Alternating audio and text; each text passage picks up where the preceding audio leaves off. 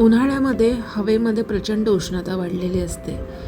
त्याच्यामुळे शरीराला थंडावा देण्यासाठी एक उत्तम असं पाचक जिरा सरबत कसं करायचं याची रेसिपी आज मी तुम्हाला सांगणार आहे.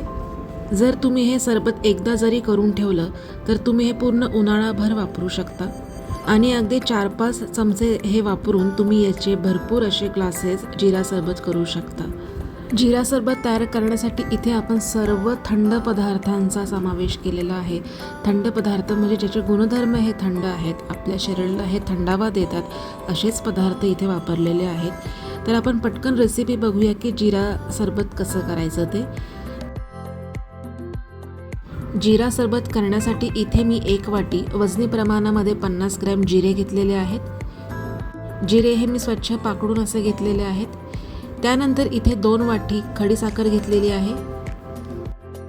तुम्ही याच्याऐवजी गुळाचा देखील वापर करू शकता, पण उन्हाळ्यामध्ये खडीसाखरेचा आपल्या आहारामध्ये वापर जरूर करावा, कारण की ती शरीराला उत्तम असा थंडावा देते. त्यानंतर इथे 1 चमचा बडीशेप घेतलेली आहे.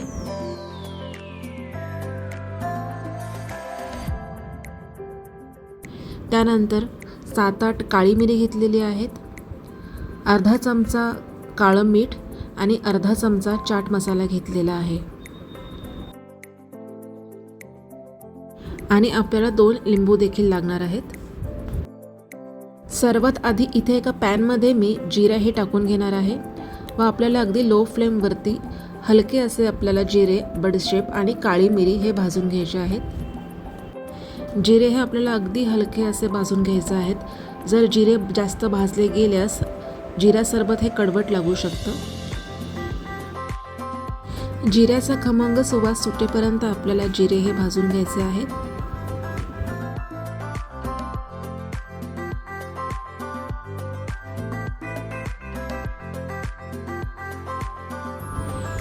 तुम्ही जिरे हे हात लावून देखील चेक करू शकता. हाताला अगदी हलके असं गरम लागले की आपल्याला गॅसची फ्लेम बंद करायची आहे व मिक्सरवरती आपल्याला हे सर्व साहित्य बारीक असं वाटून घ्यायचं आहे.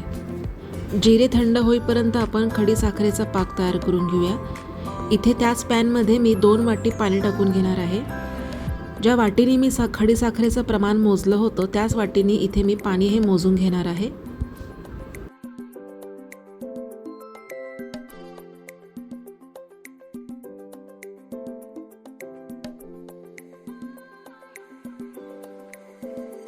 आता यामध्ये मी खडीसाखर टाकून घेणार आहे व याला मीडियम फ्लेमवरती व्यवस्थित असं विरघळून घ्यायचं आहे.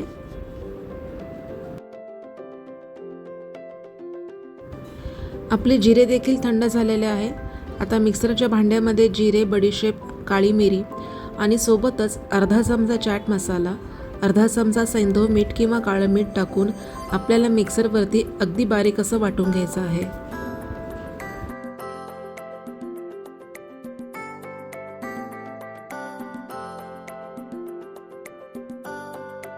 अशा प्रकारे मी जिऱ्याची पावडर केलेली आहे. तुम्ही बघू शकता बारीक अशी पावडर मी इथे केलेली आहे.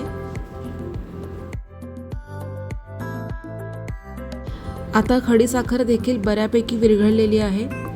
इथे मी अधूनमधून खडीसाखरेला हलवत होते. खडीसाखर पूर्णपणे वितळल्यानंतर आता याच्यामध्ये आपण बारीक तयार करून घेतलेली जिऱ्याची पूड टाकून घेणार आहोत.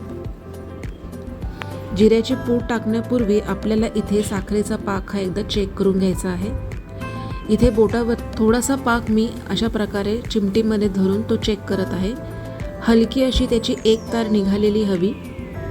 या प्रकारे जर साखरेची 1 तार निघाली त्यावेळेस आपल्याला याच्यामध्ये जिऱ्याची पावडर ही टाकून द्यायची आहे. जिरे पावडर टाकल्यानंतर आता आपल्याला हे व्यवस्थित 3 ते 4 मिनटं मंद आचेवरती हे व्यवस्थित शिजवून घ्यायचं आहे.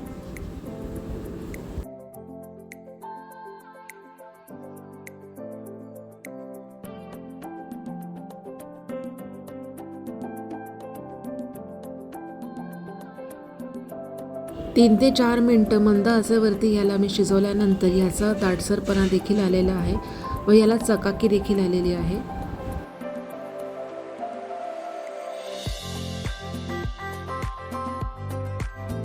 जिरा सरबतसाठी लागणारे सिरप हे तयार आहे.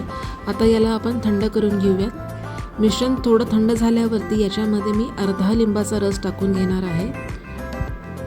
लिंबाचा रस टाकल्यामुळे खडीसाखरेचं जे क्रिस्टलायझेशन आहे ते होत नाही. सिरप पूर्ण थंड झाल्यानंतर आपल्याला राहिलेला लिंबाचा रस टाकून घ्यायचा आहे.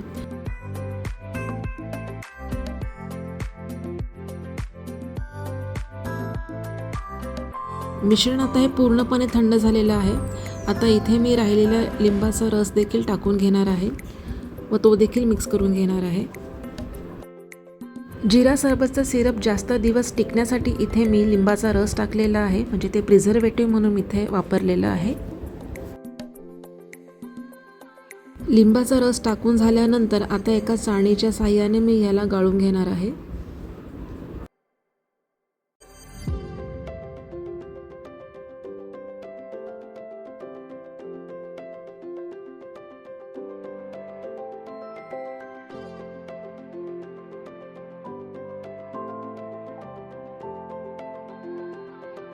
अशा प्रकारे वरती चौथा राहिलेला आहे.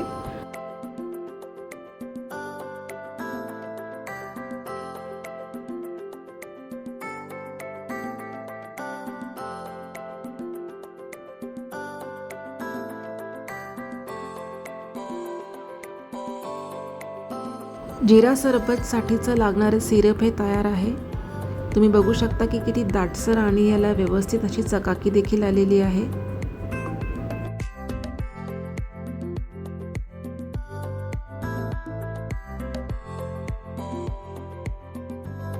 आता याला स्टोअर करण्यासाठी इथे मी एक काचेची स्वच्छ धुतलेली बाटली घेतलेली आहे व ह्याच्यामध्ये मी हे सिरप टाकून घेणार आहे. हे सिरप तुम्ही अगदी महिनाभर देखील वापरू शकता. जास्त दिवस टिकण्यासाठी तुम्ही हे फ्रीजमध्ये ठेवले तरी चालेल. आपण तयार केलेल्या सिरपपासून जिरा मसाला सरबत कसं करायचं हे अगदी पटकन बघून घेऊया. इथे मी 2 ग्लास थंडगार पाणी घेतलेलं आहे. त्याच्यानंतर इथे मी 7-8 पुदिन्याची पाने अशा प्रकारे थोडीशी कुस्करून पाण्यामध्ये टाकून घेणार आहे.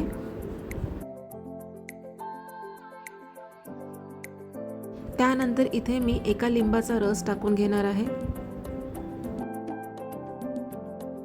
थोड्या वेळापूर्वी मी इथे 2 चमचे सब्जा हा पाण्यामध्ये भिजण्यासाठी ठेवून दिलेला होता. सब्जा भिजल्यानंतर आता याच्यामध्ये मी सब्जा देखील टाकून घेणार आहे.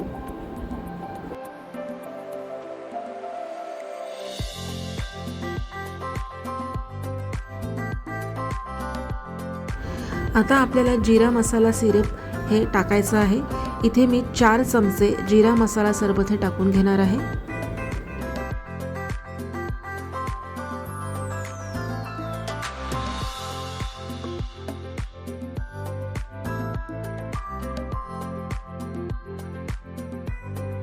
सिरप टाकल्यानंतर आता आपल्याला सर्व साहित्य हे एकजीव करून घ्यायचं आहे. मस्त असं चटपटीत जिरा मसाला सरबत तयार झालेला आहे. यामध्ये तुम्ही सोडा आणि बर्फ देखील टाकू शकता, पण ज्यावेळेस तुम्हाला सरबत हे प्यायचं असेल त्याच वेळेस तुम्ही बर्फ टाका, म्हणजे हे सरबत अजून पातळ होणार नाही. तर आता आपलं जिरा सरबत तयार झालेलं आहे. तर एका काचेच्या ग्लासेसमध्ये मी हे जिरा सरबत टाकून घेते. उन्हाळ्यासाठी खास केलेली आजची माझी रेसिपी जर तुम्हाला आवडली असल्यास नक्की माझ्या व्हिडिओला लाईक करा आणि चॅनलवरती जर नवीन असाल तर चॅनलला सबस्क्राईब करा, म्हणजे तुम्हाला असेच रेसिपी बघायला मिळतील.